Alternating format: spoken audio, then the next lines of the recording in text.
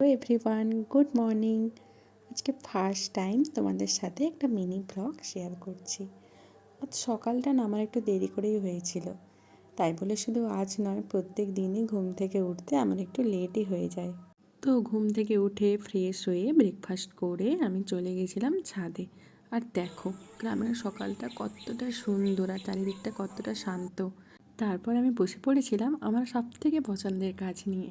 এই 4 বছর না পড়াশোনার চাপে একদমই এগুলোর থেকে দূরে ছিলাম, বলতে পারো প্রায় ভুলেই গেছিলাম।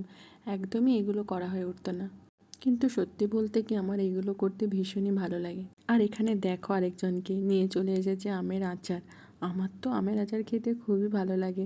শীতকালে রোদে বসে আমের আচার খাওয়ার মজাটাই আলাদা। তাই আমরা দুজন এখানে বসে আমের আচার এনজয় করছিলাম। তো কারা কারা এরকম শীতকালে বসে আমের আচার খেতে ভালোবাসতে প্লিজ কমেন্টে জানিও। আর তোমাদের যদি এই মিনি ব্লগটা ভালো লেগে থাকে তাহলে একটা লাইক করে দিও। তো আজকের মতো বাই।